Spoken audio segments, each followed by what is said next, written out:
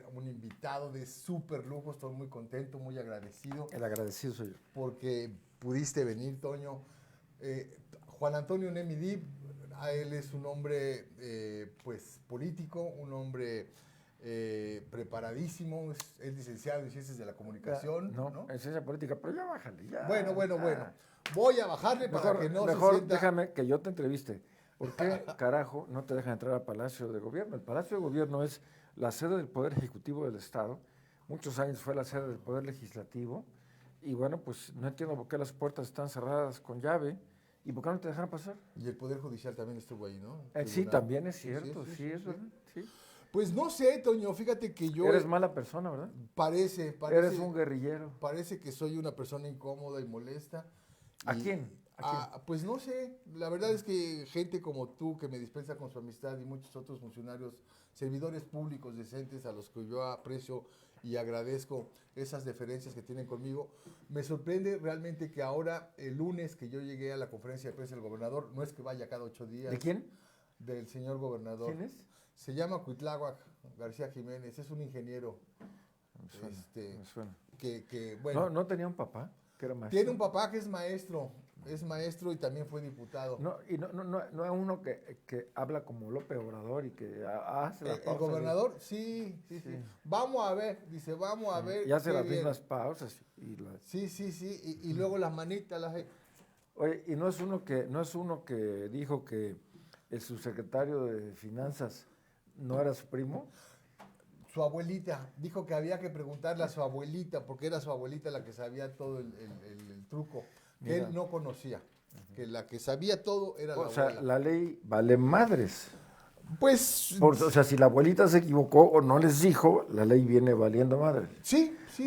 No me vengas con que la ley es la ley. La ley es la ley. Tantas cosas que nos han cambiado, bueno, ¿verdad? Te agradezco que hayas venido a mi entrevista.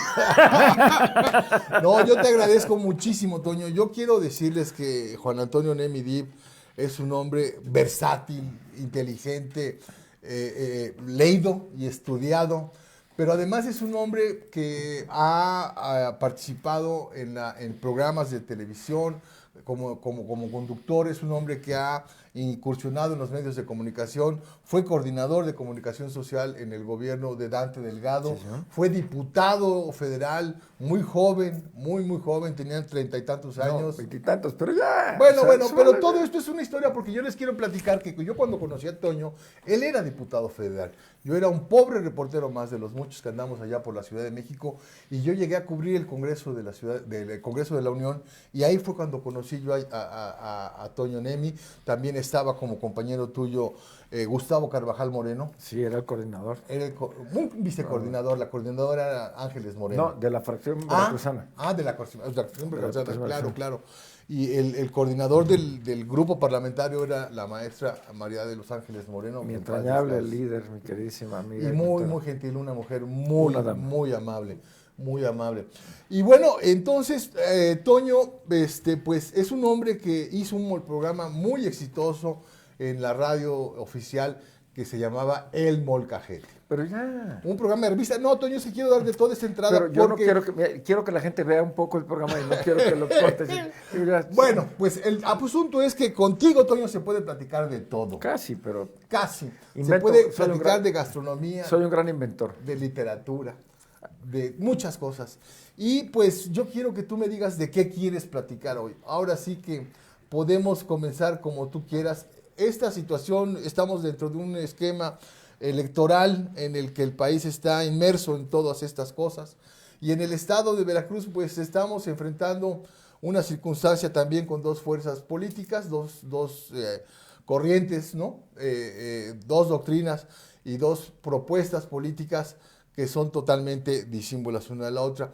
Y entonces, pues aquí hay como que una esperanza, recuperar un poco la esperanza de que pues estos 6 años que no nos han ido nada bien, que han sido años complicados, que Veracruz se ha hundido más en un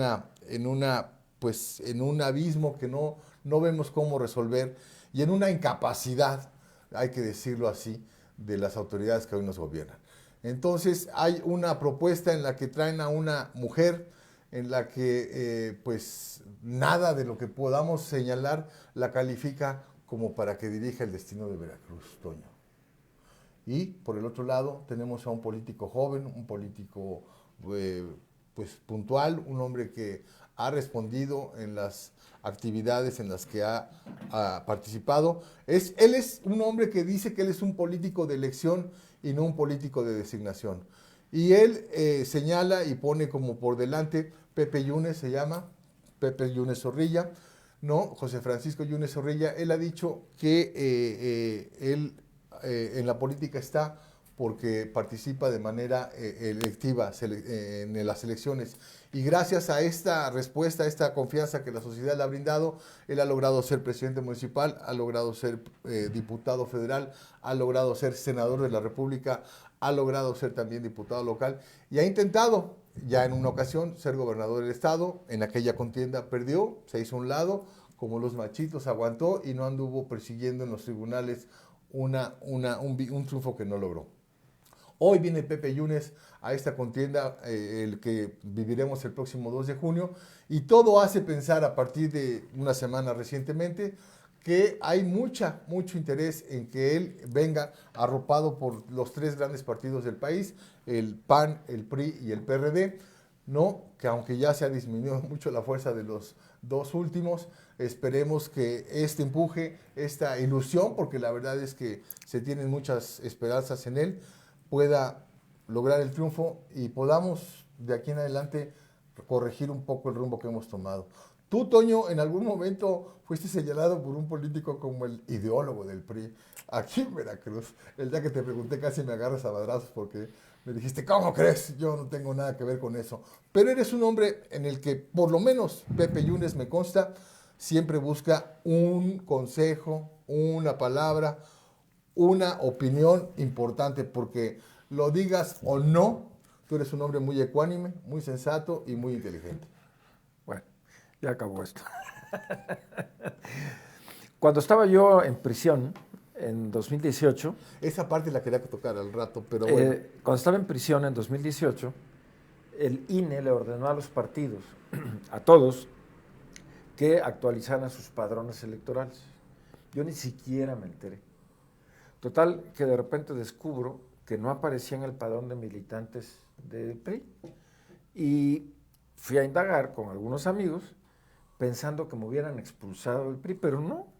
Resulta que al no reafiliarme, como era obligatorio, dejé de ser priista y bueno, pues la verdad es que no me disgustó, porque la actual dirigencia nacional del PRI expresa, para decirlo en términos más que amables, lo peor de la naturaleza de la política, lo peor de la naturaleza humana, y es mucho el daño que le hace a los proyectos políticos de bien y creo que igualmente al país.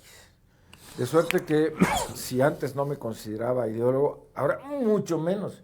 Y sobre todo porque no me siento con las capacidades para una responsabilidad de ese tamaño. Claro. En segundo lugar, la respetabilidad de un reportero no tiene que ver con que sea cómplice, no tiene que ver con que sea aplaudidor, no tiene que ver con que sea un boletinero, con que sea un repetidor de notas, porque puede ser brutalmente crítico, puede ser salvajemente cuestionador. Y eso es lo necesario de una prensa democrática en un país de libertades. El tema está en el trato, en la decencia, en la objetividad y sobre todo algo muy importante, la seguridad de que el periodista con quien estás tratando desde la política, desde la administración pública, no sea un mercenario, no sea un agente capaz de destruir vidas, de deshonrar, de inventar acusaciones terribles, lucrar con la honra de personas para obtener provecho personal. Y por eso, Walter, todos te respetan a ti, porque no es que seas consentidor, no es que seas condescendiente, es que eres respetuoso, y son cosas distintas. Y yo vengo aquí con la apertura y la disposición para, en la medida de lo posible, y si el tiempo lo permite, contestarte lo que tú quieras. Por supuesto, es mi deseo, mi convicción, que Pepe Yunes va a ser el próximo gobernador de Veracruz. Lo pienso porque un poco, hasta donde dan mis recursos físicos, humanos, la realidad del Estado, y me aterroriza pensar en la posibilidad de otros 6 años como estos, en los que se ha producido una debacle. Yo no puedo presumir que los anteriores gobiernos hayan sido de excelencia, ni siquiera en los que yo trabajé. No puedo presumir que hayan sido impolutos, pero estos años, en cuanto a deshonestidad, opacidad, pero sobre todo absoluta ineficiencia, le ganan a las 3 administraciones anteriores juntas. Fíjate que los miércoles en la noche hay un grupo de ciclistas. Sí. Últimamente no he ido, pero es increíble. Caminar la ciudad de noche en la mitad de la calle. Ves una ciudad completamente diferente en la bicicleta. Sí, sí. Bueno, yo de pronto descubrí, fue una sorpresa, un shock, que las puertas del Palacio de Gobierno, todas, las de la calle de Zaragoza en La Cochera, las del Parque Juárez, las que dan enfrente de Catedral, estaban cerradas con llave. ¿Con candado? Y me sorprendió que en los peores tiempos de la violencia del narco en Jalapa, incluso en esos momentos, las puertas de la cochera del gobernador permanecían abiertas. Ahora no solamente están cerradas, sino que además, por lo que me dicen, son blindadas. Cuando yo comento, y las oficinas que antes había en Palacio que atendían al público, como el área de gobernación y estas cosas, ahora ciudadana, las sacaron de Palacio. Sí, sí. Bueno, cuando yo cuento esto en un grupo de amigos, se empiezan a reír de mí y me dicen que si no estoy enterado de lo que pasa en la legislatura del Estado. La legislatura es el órgano de la representación popular por excelencia. Y resulta que si tú no tienes audiencia con algún servidor público del Poder Legislativo o no tienes autorización por parte de un diputado, no te dejan pasar. Toño, entérate, en los tiempos de los días de la pandemia, que estaba limitado el acceso, como reportero, Toño, tú llegabas a la puerta y te decían, tiene que estar usted autorizado por algún diputado para poder pasar. Oye, pero vengo a hacer mi trabajo, vengo a la sala de prensa. No, lo siento, el acceso está prohibido. Bueno, justamente a ese tipo de cosas me quiero referir, querido Walter, para explicar por qué es mi deseo que lleguen personas profesionales al gobierno de Veracruz. Mira, quisiera empezar por el tema del tejido social. México es un país de profunda desigualdad, en donde menos del 2% de las personas concentra más del 60% de la riqueza. Los salarios son salarios miserables, son salarios que están a veces por debajo del nivel de subsistencia. Lo que la gente gana, aún cotizando al Seguro Social, aún en un empleo formal, apenas le da para vivir. Y hay alrededor de 25 millones de jefes de familia que viven en la economía informal, que no tienen acceso a prestaciones, a seguridad social, a un régimen de pensiones. El sistema de pensiones en México y casi todo el mundo está en crisis. ¿Qué ocurre? Que la gente vive más del doble de lo que vivía cuando se diseñaron estos sistemas de pensiones. Hace 50 años, ¿no? Más o menos los años 40 del siglo pasado, como 70 años. Sí. Bueno, la cosa es que ya esos problemas, el costo del envejecimiento, lo que cuesta que una persona adulto mayor viva con calidad en cuanto a alimentación, medicamentos, compañía, etc. Ya esos solos son problemas muy graves para que encima los compliques. Y mira, llega un gobierno con proyectos absolutamente irracionales, carentes de lógica y algo muy triste, de un costo inenarrable.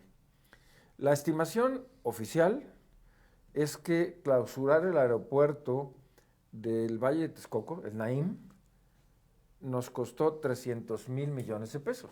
300,000. Hay quien habla de 600,000. Sí. Los 600,000 que sí son de a de veras son los empleos que estaba previsto que este BOR aéreo iba a generar. El aeropuerto Felipe Ángeles no tarda en ser cerrado. por costoso, ineficiente, inútil y por carecer de las vías de comunicación para poder llevar pasajeros. Ya tenía tren, ¿no? No lo sé, pero bueno. ¿No te recuerdas una imagen? En el caso del Tren Maya no entraré en detalles, pero su costo, digo, es algo así que 500,000 millones. como 2 viajes o 3 viajes a la Luna. Y en el caso de la refinería de Dos Bocas en Tabasco, que a mí me aterroriza, oficialmente van 21,000 millones de dólares. Sí. Esos son 320,000 millones de pesos. Imagínate si a cada veracruzano, a cada tabasqueño, a cada chiapaneco le dieran una parte de ese dinero, pues le da para hacerse media casita, le da para comprarse un bolchito, le da, en fin. Bueno, la cosa es que ninguno de estos proyectos, ninguno tiene viabilidad, ni financiera, ni productiva. A ver, ya hay empresas que se comprometieron a que a partir del año 2025 dejan de producir vehículos de combustión interna, es decir, con hidrocarburos. Porque en 15 años vamos a estar ya manejando coches eléctricos exclusivamente. Y maquinaria eléctrica. Bueno, También. o sea, luego, el ejemplo más claro de lo que implica la irracionalidad. Compras una refinería en Estados Unidos por valor de 1.500 millones de dólares. Sí, ese es otro tema. Es una refinería chatarra que el dueño vende porque ya no le produce lo suficiente. Te cuesta 1.500 millones de dólares. Bueno, esa refinería chatarra, así como está destartalada, produce mucho más de lo que va a producir la refinería de Dos Bocas, si es que algún día produce, que lleva costando 21,000 millones de dólares. Las acusaciones de corrupción de los contratos asignados directamente son escandalosos. Y bueno, por ejemplo, ¿cómo es posible que se apruebe cancelar los adeudos de energía eléctrica a los habitantes de Tabasco Y no a los de Veracruz. y no a se los les de puede Veracruz? Bajar la tarifa. Bueno, ¿cómo claro. es posible que la energía en Magdalena o en Mixtla Altamirano o en Tamalín o en Citlaltépetl en el norte o en Izhuatlán del sureste o Minatitlán. en Tehuacán No. sea más cara que en San Nicolás de los Garza, Nuevo León, o en Huixquilucan, Estado de México, los municipios más ricos del país? Es inconcebible. La política sanitaria. Japón y México tienen prácticamente la misma población, casi la misma. En Japón se murieron 76,000 por COVID y en México 800,000. Pero además se murieron 300,000 personas más de las que estaba proyectado que se murieran.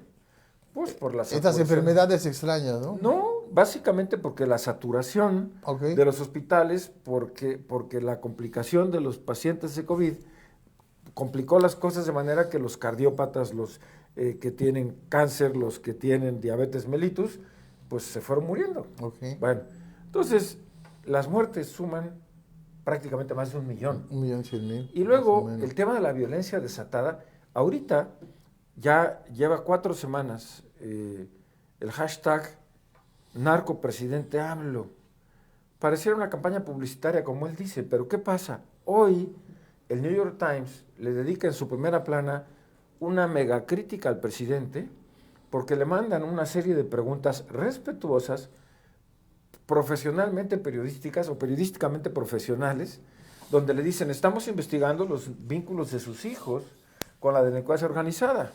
Y él, en lugar de responder como debe ser, los denuncia y lo hace público, como queriendo vacunarse. Sí, sí. Bueno, Diciendo que viene preparándose un reportaje. ayer leí un tuit que me parece el más terrible y doloroso que yo haya visto nunca contra alguien, de Acosta Naranjo, del PRD. Dice, el presidente Andrés Manuel López Obrador quería ser recordado como Benito Juárez. Tristemente, va a ser recordado como el amigo del Chapo Guzmán. Si tú trasladas toda esta cuestión a Veracruz, hemos tenido un gobierno local que no es gobierno, brutalmente represor. Metieron a la cárcel a más de 1,000 personas acusadas de injurias a la autoridad, con orangutanes ejerciendo violencia brutal contra ciudadanos decentes y liberando a la delincuencia. A los pensionistas Bueno. los agarraron ahí, los llevaron arrastrando. todos sabemos la brutalidad policial Ujú, que ha caracterizado a esta administración. Y algo muy importante, mira, tratando de halagar bien al señor presidente, le han estado devolviendo dinero, nos han mentido. Dijeron que bajar, pero además de una manera cínica, como esta, que no era broma, de decir que Eleazar no es primo de Cuitláhuac, es su primo hermano y está prohibido por la ley. Y ahora de premio lo hace candidato a diputado, como para restregarlo en las narices. La media hermana, que no sabemos si es media hermana finalmente o no, diputada, que fue secretaria y que quería ahora ser senadora. Fíjate que de ese parentesco no puedo opinar porque no me consta, pero es probable, digo, si lo pasó. Pero, por ejemplo, el tema mentiroso, la gran mentira de Cuitláhuac de decir que bajó 20,000 millones de La pesos deuda. la deuda. Eso es otro tema. Bueno, yo quiero ver la factura de cuánto nos costó a los veracruzanos el honorario de los despachos que les hicieron la negociación. Porque además él dice que eso no cuesta. Claro que costó. Claro que bueno, costó, por lo que supuesto. pasa es que piensan que no se les va a acabar. Entonces piensan que van a poder ocultar todas sus trapacerías. Sí, que la que sigue es la que va a ganar y que todo siga adelante. Cuando dicen, nosotros no somos iguales, me pongo de pie, los saludo y les rindo honores. Porque son en peores. efecto, no son iguales, son mucho peores de mentirosos, demagogos, de ratas, de nepotistas y de abusadores.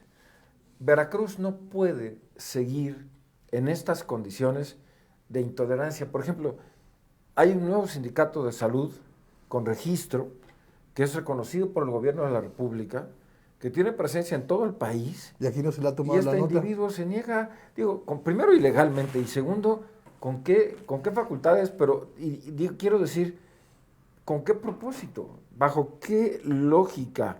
Es gobierno de ocurrencias, de inventos, de tonterías. A ver, por ejemplo, tenemos en crisis al Instituto de Pensiones.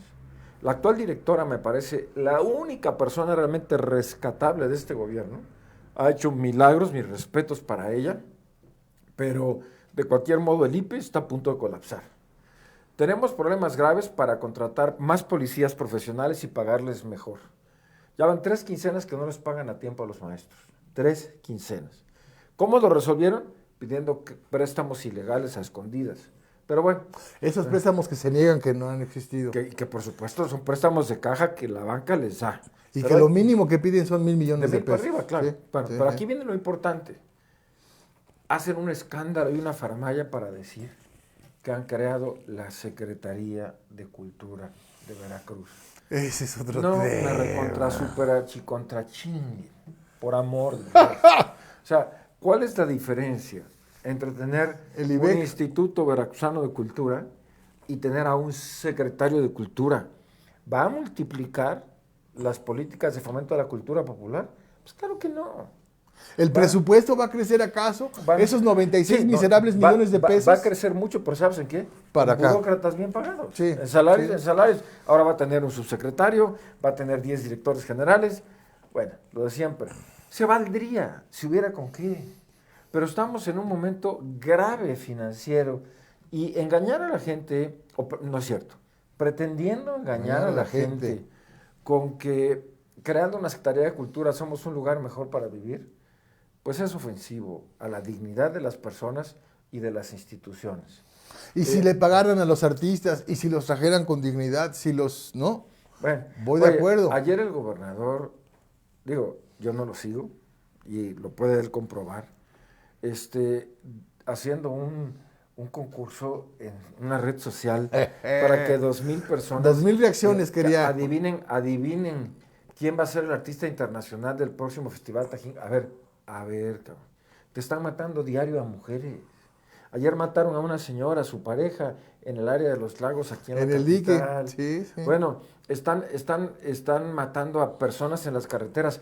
Antier hubo un paro en la autopista de Córdoba a Veracruz y de Veracruz a Jalapa que duró 14 horas porque ya están hasta la madre los choferes. No solo los asaltan, no solo roban los camiones, no solo roban las mercancías, los están matando a ellos. Normalmente entre 5 y 6 choferes de transporte de pasajeros y de carga son diariamente asesinados en el territorio nacional.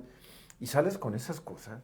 Bueno, mira, si tú vas a la peluquería, yo ya no voy, yo me rasuro solito por razones obvias, pero tú no vas a dejar que cualquier persona te corte. Claro. Bueno, si vas a la carnicería, Tiene que haber una persona con experiencia para poder hacer el separar las- filete. Bueno, tú no puedes improvisar a un gobernante, güey.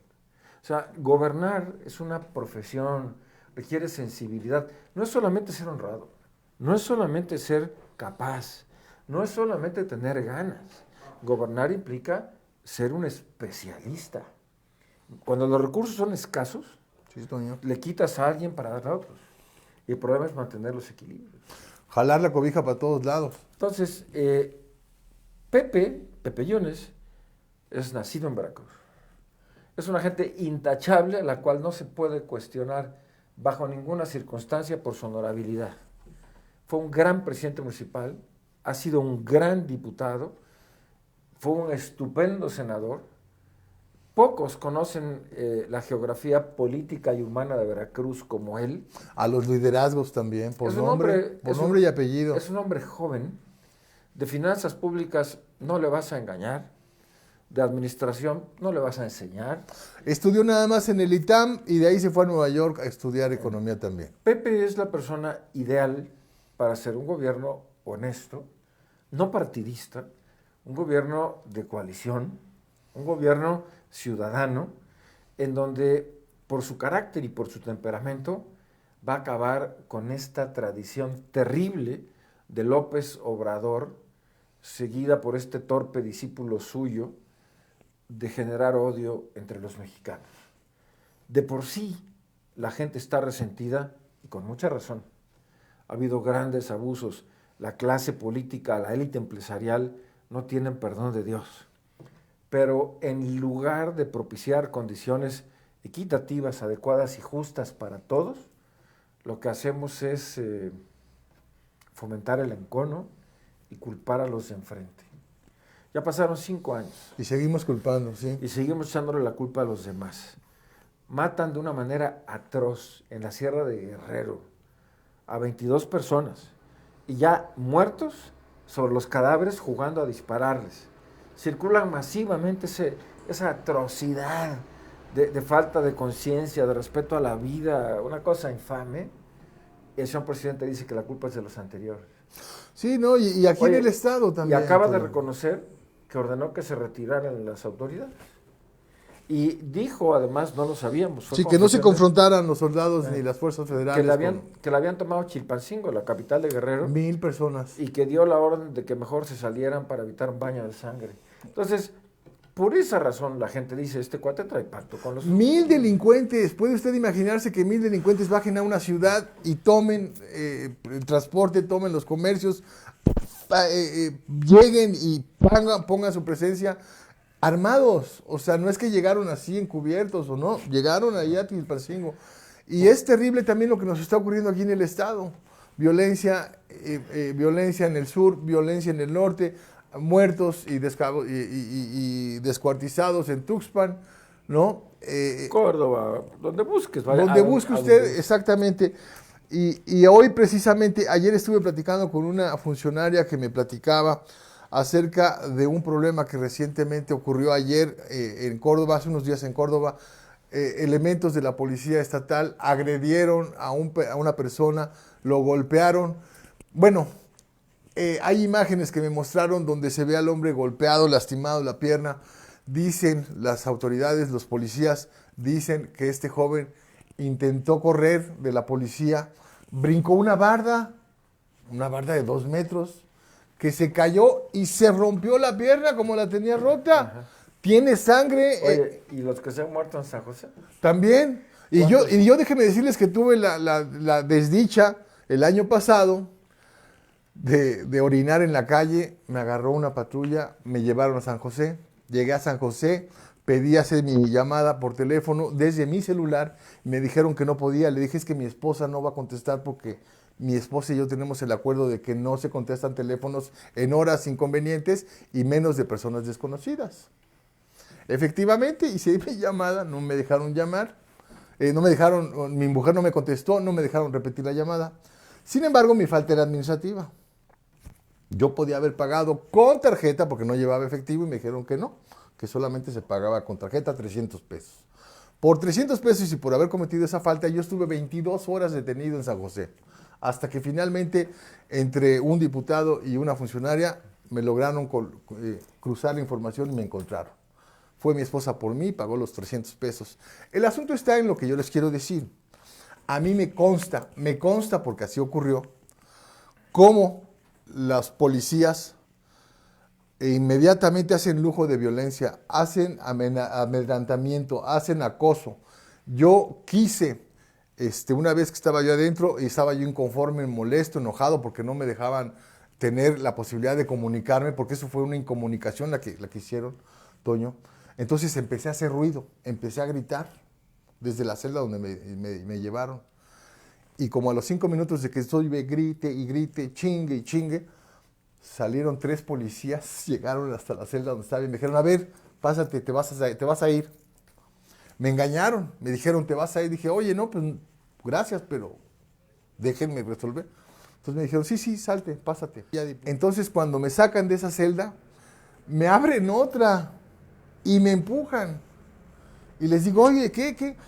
A ver, cabrón, me dijeron, o te calmas o en este momento te empezamos a romper la madre. Pues yo, sabiendo lo que son capaces de hacer, preferí mejor entonces quedarme quieto, tragarme el pinche coraje, mano, y permanecer ahí 22 hermosas horas, ¿no? Reflexionando, pensando cómo es que estos guardianes del orden... Oye, y el propósito del señor presidente de la República de desaparecer las instituciones de poderes, destrozó la Comisión de Derechos Humanos, casi hace lo mismo con el Instituto Nacional Electoral y quiere hacer lo mismo con la Corte. Es el principio de un régimen autoritario, autocrático y eventualmente dictatorial. Es el pasado al que nadie quiere regresar, y el que lo haya sido malo hace años no le da derecho a que lo vuelva a hacer ahora. Entonces, por esas razones, y muchas más, yo creo que Veracruz necesita que Pepe Yunes tenga un gobierno sólido, insisto, de coalición, donde estén representadas todas las expresiones sociales y un Congreso con una mayoría que le permita gobernar. El convenio que ya se firmó con la alianza es de coalición, ya está sí, así asentado. Ok, entonces va a cogobernar. La idea es un gobierno que represente los intereses de los veracruzanos. Un ejemplo sencillo. En Veracruz circula, o dicen técnicamente escurre, el 33% del agua dulce de México. Bueno, tristemente, absurdamente, casi la totalidad de esas aguas se van al mar. Tenemos 23,000 localidades y desde esas un 30%, o sea, unas 6,000, no tienen sistemas de agua potable. Tenemos lugares en la Huasteca, cuando hay sequía, en donde el ganado se muere como moscas con insecticida, donde la gente sufre para bañarse, sufre para beber agua. Y el señor presidente quiere llevarse el agua de los veracruzanos a otros lugares. Digo, somos mexicanos, somos solidarios, entendemos la necesidad de Nuevo León, de su protegido, el imbécil de Samuelito, de darle agua a su gente. Sí, pero primero la nuestra. Primero la población. Cuando la gente de Veracruz tenga satisfechas sus necesidades, pues yo no veré problema en que compartamos el agua con los Además, somos un estado con 8 millones de habitantes. ¿Qué puede soportarle a un cabrón estado que no tiene agua, ¿no? Y que tiene un Producto Interno Bruto alto, pero... Si los veracruzanos tuvieran agua, ¿qué discutes? Pero es la necesaria, ¿no? Así es. Por esas razones creo que no hay duda que debe la ciudadanía tomar conciencia e ir a votar. Lo que está en peligro es la libertad. Hay gente que cree que renunciando a la libertad las cosas van a estar mejor. No, van a estar peor. ¿Por qué? ¿Qué ha pasado cuando la policía se retira? Pues entran los grupos delincuenciales. Oficialmente, más del 30% del territorio de México está gobernado por la delincuencia organizada. No existen las autoridades. El derecho de piso es un impuesto que cobran los delincuentes.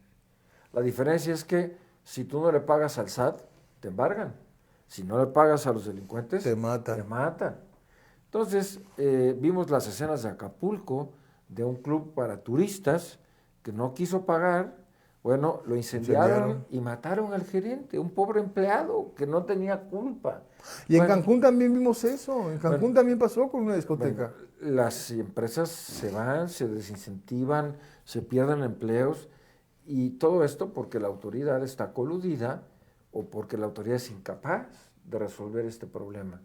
Y yo creo, sinceramente, estoy convencido de eso, que una fórmula eficaz de solución empieza por poner profesionales al mando de las instituciones. Toño, ¿cómo incentivar, cómo promover el voto cuando la gente desconfía de todo? Cuando la gente no tiene razón de desconfiar, pero sigue desconfiando. No, y cuando sí tienen razón de desconfiar, hemos cometido errores. Yo estuve en prisión como parte de un gobierno que fue duramente cuestionado por su honorabilidad. Si vengo aquí y doy la cara, es porque a mí ni siquiera me pudieron llevar a juicio. O sea, a mí no me sentencian como inocente. En mi caso, a pesar de que me golpearon, me torturaron y mil historias salvajes como las tuyas, yo estuve 16 meses privado de la libertad, pero por fortuna no hubo una sola prueba que demostrara las acusaciones que me inventaron. Pero no puedo negar que en los gobiernos en los que participé hubo abusos, deshonestidad e incumplimientos. La gente tiene razones sobradas para desconfiar. Aquí yo diría con toda franqueza, si ante el legítimo derecho al hartazgo es preferible no participar. La abstención es el peor y el más cruel de los autocastigos, porque si no participas votando, abres la puerta para todos los abusos, abres la puerta para que las personas que más daño te hacen se queden con el poder, y eso no puede continuar. Y tampoco es justo desconfiar del INE, que durante 30 años se ha esmerado para que los ciudadanos participemos, califiquemos, vigilemos y estemos atentos al proceso y el desarrollo de cada elección. Creo que hoy es un poco fuera del lugar descalificar per se a esta institución en la que efectivamente participan muchos ciudadanos. En el caso de Veracruz se van a colocar 11,000 casillas, si no me equivoco, y por esas usted multiplique 9 funcionarios de casilla. Es decir, que casi 1,000,000 de personas va a estar participando en estas elecciones, en las que serán 5 elecciones concurrentes, la de gobernador y congreso en el estado de Veracruz, y las 3 federales, presidente, senado y diputados federales.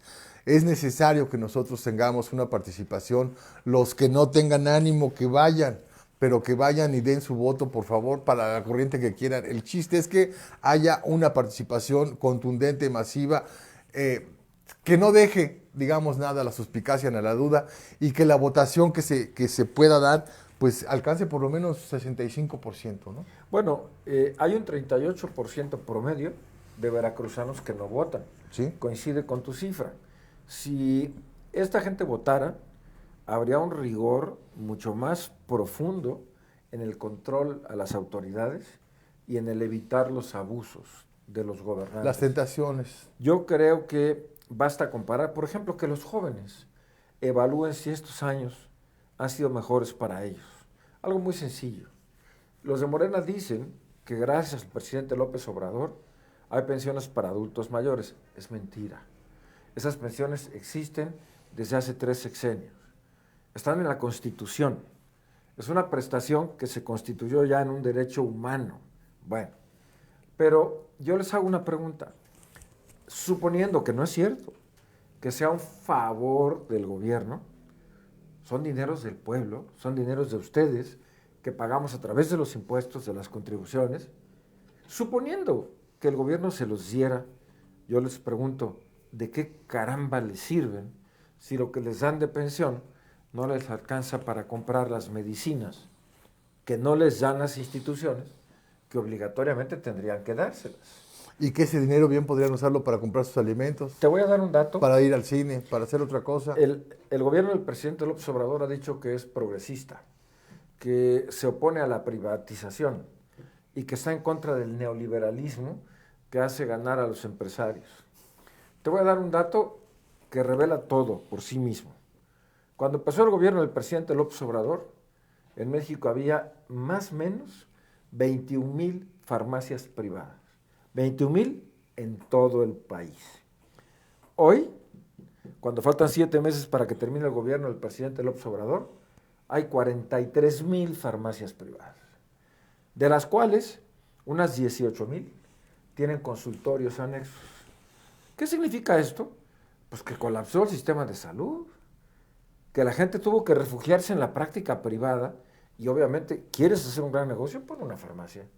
¿Qué profesionistas hoy no tienen problema para tener una vida cómoda y con buenos ingresos? Los médicos del sector privado, porque el sector salud está en el colapso.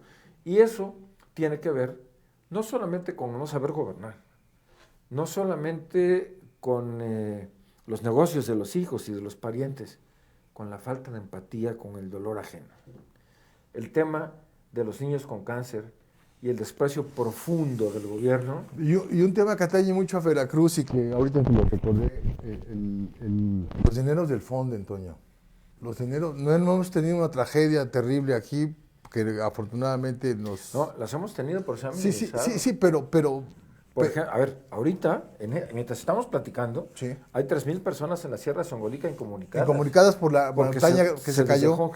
En Mixtla Altamirano. No, sí ha habido tragedia. Y las tuvimos en Poza Rica con el huracán que entró también. Y todo el deslave en lo que es la Costa Esmeralda, se están perdiendo no centímetros, metros. Y no hay acciones de ningún tipo para remediación. En fin, creo que está muy claro que el dolor de las personas importa es ajeno, poco. Sí, vale, madre. Que no hay empatía. Y bueno, pues así como esto, podemos analizar otras cosas que aquí mismo estamos viviendo. Hablemos de la violencia, Toño, la incapacidad de la Fiscalía para armar carpetas. Mira, voy más allá de eso.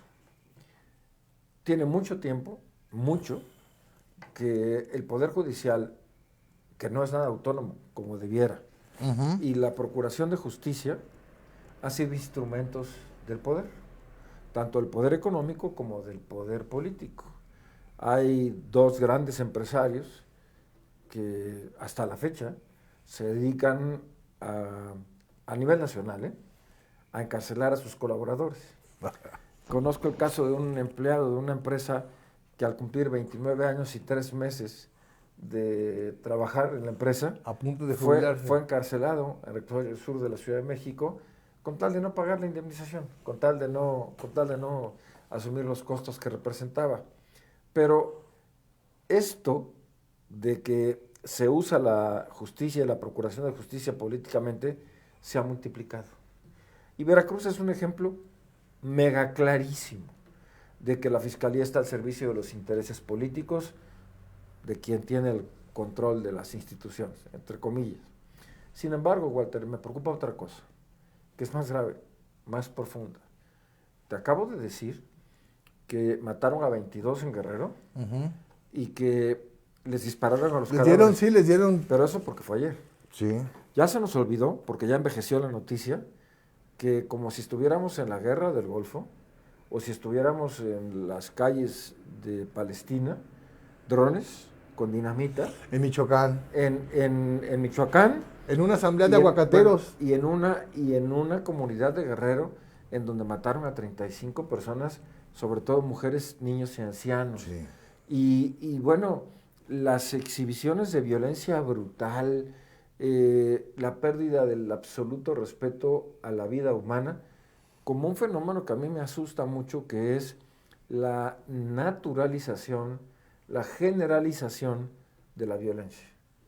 El tema de que ya es para nosotros cotidiano que maten gente. Ya no nos asombra. Bueno, ya eso, nos encontramos un muerto y decimos, ay, hazte ladito, camínale por acá porque... Y no preguntes y vámonos, ¿no? No voltees, vete derecho y vámonos. Eso te habla de una profunda deshumanización y de hartazgo, pero también de un gran individualismo. No lo podemos permitir. Los niños no pueden crecer pensando que es muy normal matar al vecino. No pueden crecer pensando que pueden robar el patrimonio de otros y no tener consecuencias. No pueden crecer con la idea de que es mejor negocio ser malo que bueno. O no pueden crecer con el pensamiento que hay algunos niños que lo traen. Yo juego de sicario y claro, tú de policía, y yo soy rey y tú eres perro. Sí, pero más un perro que trabaja para el... Sí, no, pero además con un lenguaje, con una nueva comunicación, con este tipo de expresiones, ¿no? Tiene un contenido cultural muy fuerte, porque hoy los muchachos saben que al entrar al ámbito de la delincuencia organizada, vivirán poco. Entonces, pero bien, la mayor parte de ellos dice, lo primero, la casa para mi jefa y un dinerito para mi jefa. Y después, todo el placer, toda la diversión, con toda la intensidad, porque no sabemos cuánto dure. Entonces, ¿cuál es la desventaja de un soldado o de un policía contra un terrorista? El terrorista está listo para morir. Sí. Sabe que su causa le justifica, que va a tener un premio en el cielo, que va a salvar a su patria, etc. Es idéntico a un sicario. Cuando el sicario ya asumió que se la va a pasar chido, bonito, según él, cometiendo todos los excesos, ya no tiene nada que perder. ¿Y eso a qué nos lleva? A una realidad que es espantosa. En Veracruz, 98 de cada 100 delitos no tienen castigo. No, son impunes, ¿sí? 98 de cada 100. Aquí acaban de estar unos maestros hace 2 semanas, Toño, y entre las conversaciones que teníamos son dueños, bueno, son dirigentes de un sindicato, y ellos, yo le preguntaba a uno de ellos que, en una entrevista que le hice previa, Toño, le preguntaba yo que cómo están las escuelas, en qué condiciones, me hablaban de que es difícil tomar clases abajo de un árbol porque no hay baños, porque no hay techo, porque hay muchos problemas, ¿no? Y no hay presupuesto para poder arreglar las escuelas. Entonces me platicaba, él dice, pero lo más grave que estamos viviendo hoy, Walter, es que hay mucha abandono de los estudios, de las escuelas. Y me decía este profesor que hay comunidades en el centro del estado, en Cuitláhuac, en Orizaba, en esa región, en donde a los chavos los están reclutando, Toño. Esto que parece tanto lejano y una mentira, pues, ¿no? O sea, a mí me cuesta trabajo creer que lleguen los cabrones delincuentes y estén contratando a los chavos para irse a trabajar con ellos, para usar armas, para pagarles 5,000 pesos. Walter, tenemos adicciones en niños de 10 años de edad o menos. Tenemos adicciones a enervantes, a drogas, alcohol, a cigarrillos, en niños de 10 años de edad o menos. Y lo hacen para... Bueno, es una problemática social profunda, porque además tiene componentes culturales. Nos han enseñado que si no tienes una novia, como le dicen ahora, buchona, de muy buen cuerpo, así muy exuberante, alta, de preferencia rubia, si es sueca mejor. Si no tienes una camioneta Lobo de 46 cilindros que mida 1 metro de altura, si no tienes una mega casa, aunque sea corriente y fea, pero que sea muy vistosa, ostentosa, sí. Bueno, entonces eres un fracasado. Sí. Entonces, hoy, esforzarte para estudiar, ¿para qué? Pues mejor me meto de narco, ¿no? Me dan mi beca Benito Juárez también. Y la televisión, y el cine, y la cultura contribuyen a eso, al fomento de la idea de que ya no vale la pena esforzarse, a un gran individualismo. Mira, por ejemplo, tengo amigos en todo el estado, muchos, gracias a Dios. En la cuenca del Papaloapan es un martirio conseguir gente que trabaje de jornalero agrícola porque reciben el importe de su beca y con lo poco o mucho que les dan, se la pasan en la cantina, se la pasan en el parque del pueblo y no quieren ir a trabajar en una actividad que es de suyo pesada, cansada. ¿Y para qué trabajan? Pero con la beca tampoco quieren estudiar. Bueno, o sea, no se está incentivando nada. La cultura del esfuerzo, no se está incentivando más que la dependencia de un ingreso que da el gobierno. Y aguas, esto ya pasó en Venezuela. Y miren el nivel de empobrecimiento de Venezuela. Pero no es lo peor. Lo peor es que el dinero no alcanza. Y se está haciendo esto un gasto corriente y se está extrayendo de gasto extraordinario. ¿Cuánto tiempo nos queda, güey? El que tú quieras, Toño. No, bueno, aquí no hay límite de tiempo. Ahora sí que son 3 caídas sin límite de tiempo. Lo que no quiero es abusar de la audiencia porque ya es demasiado largo y aburrido. Mucho rollo tiro yo. Fíjate que es lo que dicen, pero ya me he dado cuenta que no. tenemos la fortuna de que la gente se va a la hora completa. Yo no sé si porque quieren ver las pendejadas que digo yo. No, las que digo yo. ¿No? Pero yo sí quisiera... Pero en este caso yo sé que además, Toño, lo voy a decir, nuestra audiencia se va a ir hasta el cielo. Porque este hombre es mega seguido en las redes, No, bueno, aunque no lo diga. Quiero terminar con una reflexión que me gustaría que la gente la pensara. Normalmente nos hablan de presupuesto, de cuenta pública, de gasto del gobierno, y lo más que llegamos a pensar es, se lo van a chingar, ya se lo robaron, otra vez los mismos ratas.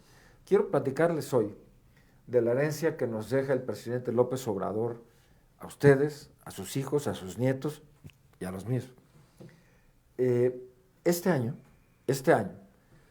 la Cámara de Diputados, con mayoría de Morena, le autorizó al presidente un presupuesto para gastar, ahorita en 2024, de 8 billones de pesos. Es decir, el más alto en la historia. 8 millones de millones de pesos. Pero para gastarse ese dinero, necesita producirlo. Y resulta que no lo tiene. En los escenarios más optimistas, en los escenarios más picudos y más eficaces, el SAT, o sea, el cajero del gobierno, va a recaudar este año 6 billones 100 mil millones de pesos. O sea, 6.1 millones. ¿De dónde va a sacar el 1.900.000 millones que le hacen falta? Pues no lo van a creer. El señor presidente, que prometió que no se endeudaría, que prometió que bajaría la deuda, tiene permiso de los diputados para contratar 1.900.000 millones de pesos de deuda. 1.900.000 millones de pesos de deuda. Y me van a decir, bueno, se los va a dar a los viejitos. Los va a usar para carreteras. Los va a utilizar para los hospitales, para llevar medicamentos, para su pinche mega farmacia demagógica. Pues no, señor.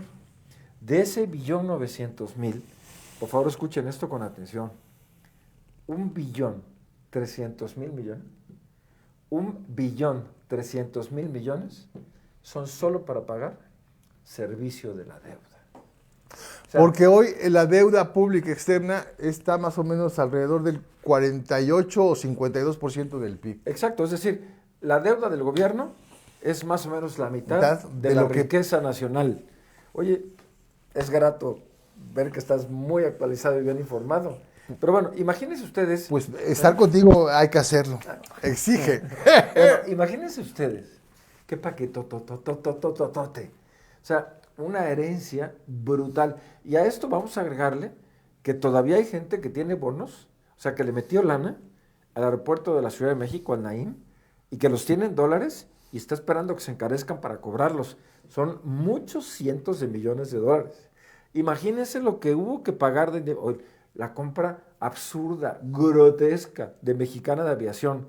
Otro tema. Con vuelos de jets para 140 pasajeros que llevan a un viajante, a uno. O bueno, la catástrofe que va a ser el Tren Maya. Y así podríamos seguir. Eso de la megafarmacia es una aberración. Y yo de verdad, estoy triste porque yo sí creí que el presidente obraba de buena fe y que de veras tenía un proyecto claro. ¿Votaste también por él? ¿Cómo iba a votar si estaba preso?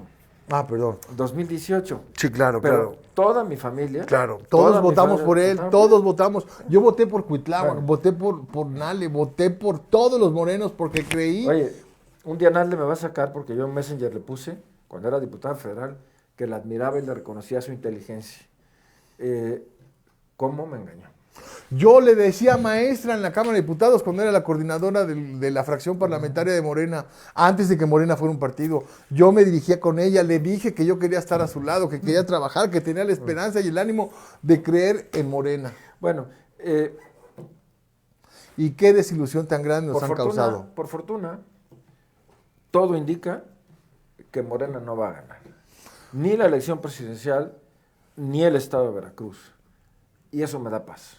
Me da mucha paz. Oye, por cierto, esta es una broma, un chiste un mal chiste si quiere, pero ¿viste que ya están las inscripciones para los candidatos al Senado de la República y a los diputados federales ahí en Morena, en la Ciudad de México? Sí.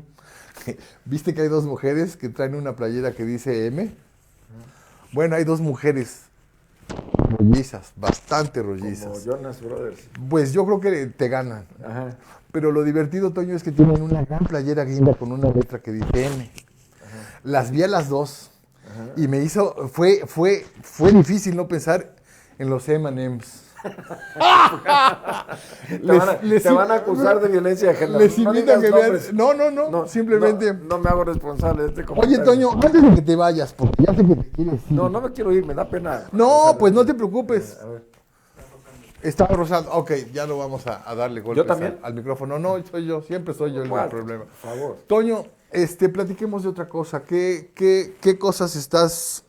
Bueno, déjenme decirles que Toño estuvo... Bueno, no vamos a hablar de ese periodo porque no es agradable, pero además Toño tiene muchas otras cosas agradables que platicar. Toño fue el director del IPAX, de la Policía Auxiliar, aquí en el estado de Veracruz. Yo ahí fue donde lo conocí, tuve la oportunidad de que me dio la primera entrevista que tuvimos, una entrevista también muy, muy agradable. Íbamos por 20 minutos, Toño, ¿no? Porque traías una agenda muy complicada y terminamos platicando 1 hora y media de todo, y me dio mucho gusto que Toño, pues, me dijera que le había gustado esa conversación. Sin embargo, yo lo que les quiero llegar a platicar es que Toño, en aquel momento me dijo que su teléfono estaba en servicio las 24 horas del día para los elementos de la agrupación. Y después comprobé y supe, porque varias mujeres policías me lo dijeron, que siempre que necesitaron que el director los auxiliara, a las horas que fueran, el director siempre respondía. Como secretario de salud, también yo tuve un problema y le hablé un día en la madrugada y Toño me contestó, me ayudó y me guió. Es decir, es un servidor público verdaderamente ejemplar. Pero lo que yo les quiero platicar es algo muy interesante. Toño instauró un concurso de cuento en el IPAX. Un concurso que, aunque ustedes no me crean, tuvo un interés, una participación abundante. Estuviste 2 años ahí, ¿no? En el IPAX 3. 3 años. Y los 3 años que instituyó este premio, los 3 años los policías del IPAX participaron. Platícanos de esa experiencia. Mira, Toño. no tiene ciencia. Me mandan allí con una doble intencionalidad. Siempre. Era la policía bancaria, era la cloaca del gobierno, el lugar donde más se robaba, el más desprestigiado.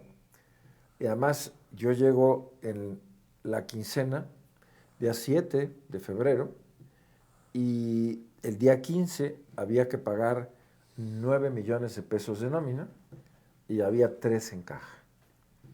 A los 2 días yo estaba hospitalizado ahí con la doctora Pitalúa en Avenida Orizaba, con una úlcera de este tamaño en el intestino. Llegó mi compadre y me dijo, eres un estúpido, y no sé. Me levanté, me salí del hospital y me puse a conseguir el dinero cobrando. Iba a ser la primera vez en 44 años que la nómina de la policía no se pagara. Pues se pagó. Y empecé a darme cuenta de muchas cosas. Por ejemplo, los uniformes eran unos uniformes horribles, espantosos, que tenían Hasta unas la gorras, fecha, bueno, todavía decían están muy feos. SSIBC, Sistema de Seguridad Industrial, Bancaria y Comercial. Yo le preguntaba a los policías, oye, ¿qué es eso? Pues, no sé. Una empresa privada de seguridad se copió el nombre y le puso SPIC. Las gorras igual negras con amarillo, entonces se confundía. Bueno, hice algo tan sencillo y tan elemental como mandar a hacer las gorras y en lugar de poner esas siglas, le puse policía. Okay. No sabes el cambio de actitud De los policías. cuando se sintieron como una autoridad. Yo recibí 3,000 y pico de elementos, dejé 6,500. Algo muy importante, creamos el Instituto de la Policía Auxiliar y Protección Patrimonial, con personalidad jurídica, patrimonio propio, y algo muy importante era recuperar la autoestima de los policías y hacerlos sentir orgullosos. Me mandan a ponerme uniforme. No fue una iniciativa tuya. No, o sea, pensaron que me iban a ridiculizar, Sí, que sí, me iban a sí, ofender. sí. Dije, pues si me uniformo en serio. Y entonces, cada acto cívico, yo ¿Ibas uniformado y sí, marchando sí, en todos sí, los sí, desfiles, sí. y la gente me aplaudía y los soldados. Bueno, me decían el comandante roto. Sí, rotoplas. Roto, sí, Bueno, sí, imaginé una cosa así. bueno, la verdad es que eso le dio a los policías un sentido de pertenencia y de orgullo. Y por supuesto hicimos un programa de televisión exitosísimo, Héroes en las Calles, participamos en los concursos de ramas navideñas, generamos concursos entre las comandancias, torneos deportivos, creé los actos cívicos de los lunes en el cuartel de San José, que ya después me robaron de seguridad pública, Y los pero apropiaron eran ellos, actos claro. del IPAX cada semana y le tocaba a cada diferente comandancia y a cada diferente gerencia. Me aprobaron por unanimidad la ley orgánica del IPAX, el gobernador permitió que hiciéramos todos estos cambios, creamos el pago digital, con muchas reservas del personal, dejamos de dispersar la nómina en efectivo y empezamos a pagar con tarjeta y compramos armamento nuevo.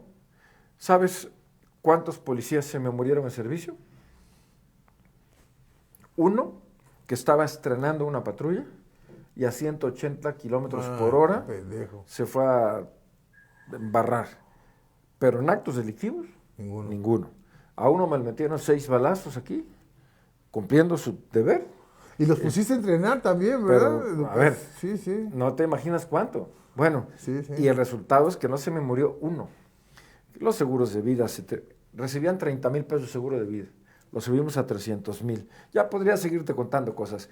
Lo interesante de esto es el cambio en la percepción del personal, que creamos la caja de ahorro, que creo que ya la desaparecieron, creamos la cooperativa de consumo. Sí, que trae ya problemas desaparecieron. económicos otra vez, Bueno, financieros ok. terribles, cabrón. A lo que quiero llegar es a que se puede hacer que la gente esté orgullosa y contenta de su trabajo. Pero platícanos la experiencia de los cuentos. Bueno, entre otras muchas cosas, que una dependencia policíaca fomentara la cultura. Hicimos muchos talleres literarios en las comandancias para los policías y para los familiares de los policías. Pero de ahí surgió la idea de hacer un concurso nacional de cuento policial, que no lo había en México. Y bueno, se recibieron, el jurado era un jurado muy amplio. Hasta Y Tijuana, reconocido, ¿no? Bueno, y de la Sí, UNAM, sí, etcétera. sí, sí. Y bueno, del tiempo que a mí me tocó, hubo 700, 800 participaciones, se publicaron los libros, fue muy exitoso. Lamentablemente no continuaron por ese camino, pero sí me llena. Mira, ya pasaron más de 20 años. Y cuando algún policía viejo... A la madre, 20 años ya desde ¿sí? que estuviste. Qué Cuando un rápido, policía viejo me ve en la calle y me saluda, se me escurren las lágrimas. Y es frecuente, los jóvenes no me conocen, pero es frecuentísimo que se me cuadren. Híjole, no sabes qué hermoso se siente. El otro día fui a los juzgados de distrito que están en Arco Sur y se me acerca una oficial mujer y me dice, jefe, digo, dime oficial, ¿me permite darle un abrazo? Ándale. No sabes qué bonito se siente. Toño, yo, aunque no parezca, sigo todos tus TikToks. Pues es que no tienes que hacer. Cuando me quiero ilustrar un poco y tengo tiempo, voy a los TikToks de Toño Nemi y me entero de muchas cosas extraordinarias. Y Por entre cierto, las por cosas... primera vez hoy me censuraron uno. ¿Ah, sí? Sobre la anorexia y la bulimia. Espero que ya lo hayan reconsiderado. Ok. Pero bueno. ¿Ya te protestaste? Ya. Porque no decía nada malo, al contrario. Pero bueno, ¿No? ¿y entonces? Entonces, escuché el TikTok en el que hablas de cómo empezaste tú reporteando, cómo empezaste tú en el periodismo y cómo a los 15 años, 14 años comenzaste a hacer tu primera entrevista para el diario de Orizaba. Y resulta que haces periodismo cultural, cabrón, de espectáculos, ¿no? Entrevistaste a una gran actriz, A Irma Serrano. nomás, ¿no? Ana Cuando Luisa estaba Pelufo. lúcida, que no era Ana Luisa Pelufo también. a- Pero ya entrevistar a la Irma Serrano, que yo entrevisté cuando fue senadora, ya era diferente de los 70s, en los 80s, cuando tenía un vigor. estaba en plenitud. Y andaba, ahí sí andaba de cabrona, cual calzón quitado. Así es. Toño, ¿qué te da?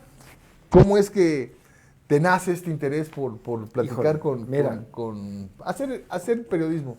Si me preguntaras qué me falta por hacer, te voy a confiar algo. Y es un secreto muy íntimo. Yo tuve que tomar muy joven la decisión de qué carrera estudiar. Y me costó trabajo porque era entre médico y licenciado en ciencia política. En aquel entonces el bachillerato duraba 2 años, porque había propedéutico en Veracruz. Ok. Hago el bachillerato de 2 años Mm. y tengo que optar en ese momento. Me daba un poco de flojera las matemáticas, la física, la química me gustaba. Y entonces, de plano, me decanto por ciencia política.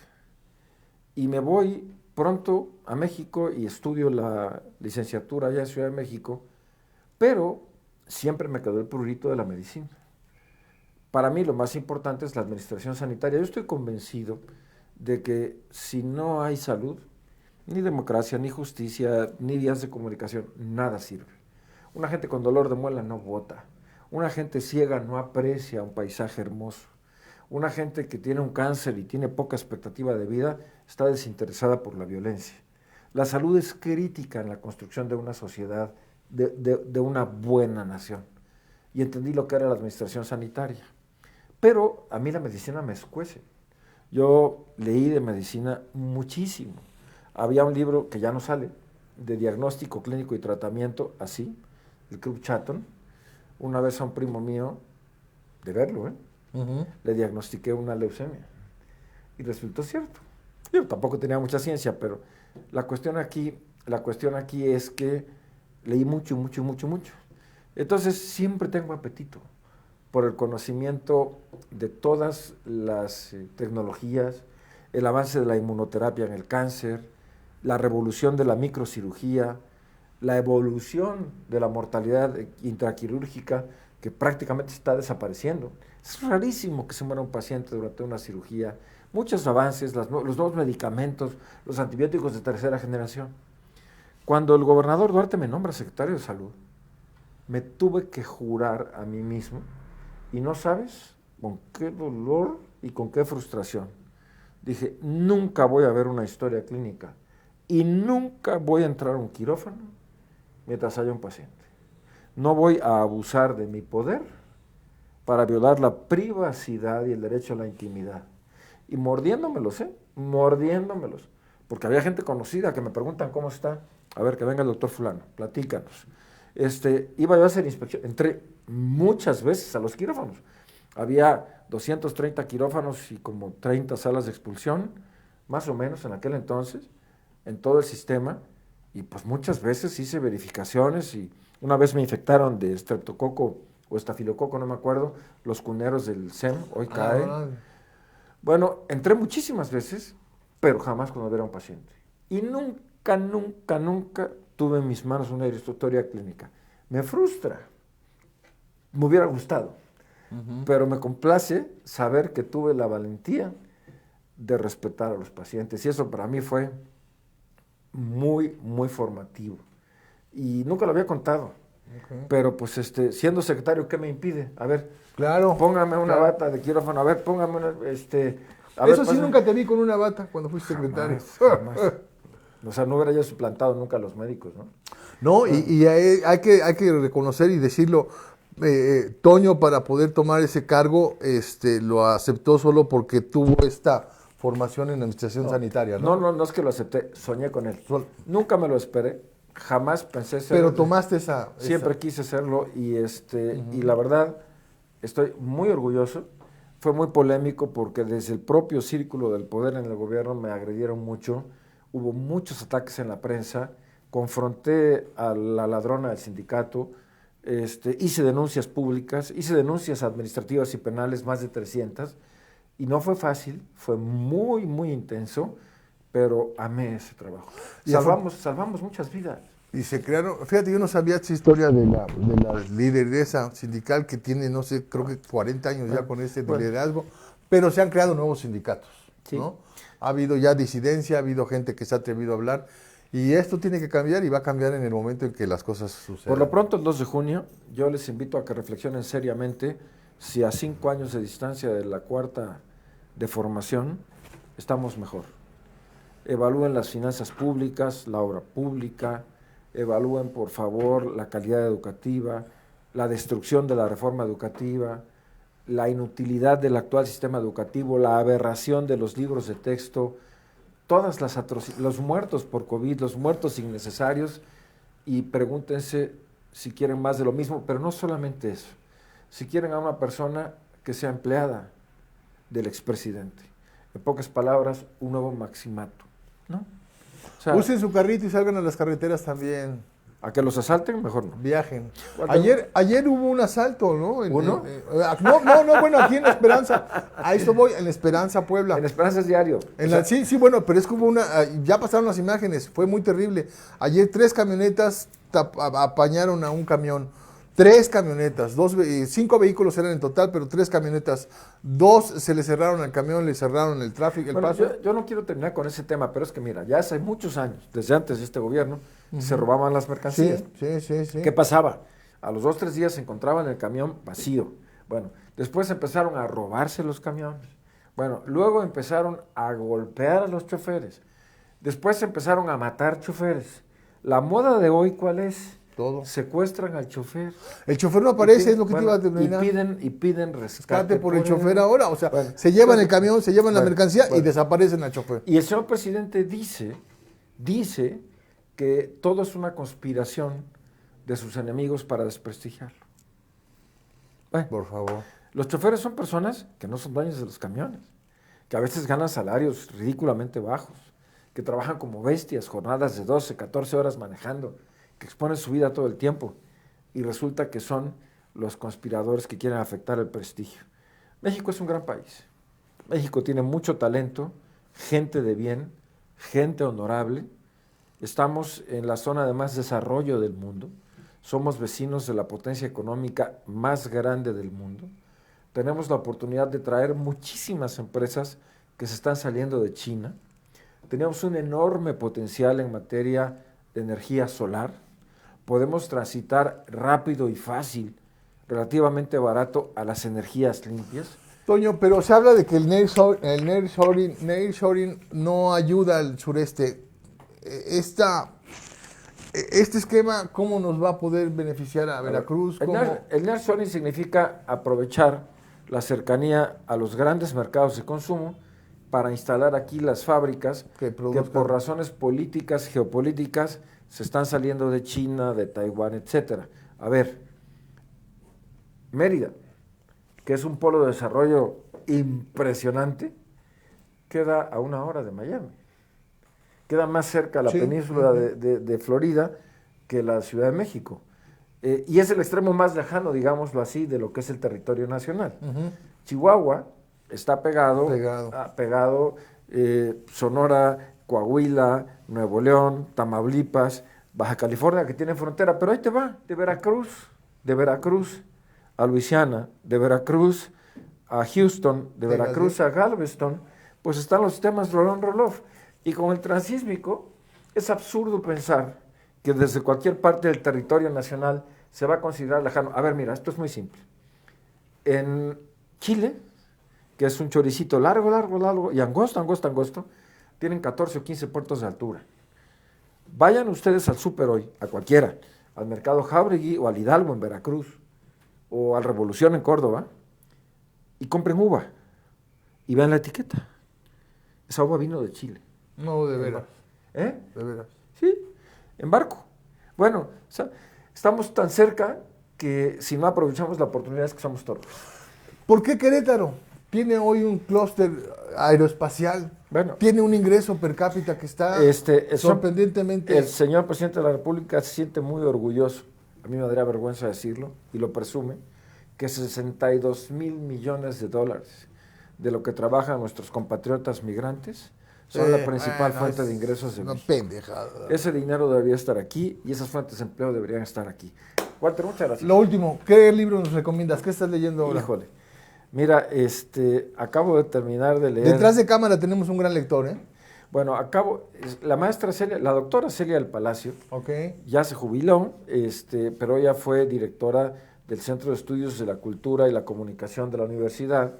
Fue mi maestra en varios seminarios y es una verdadera artista de la novela histórica.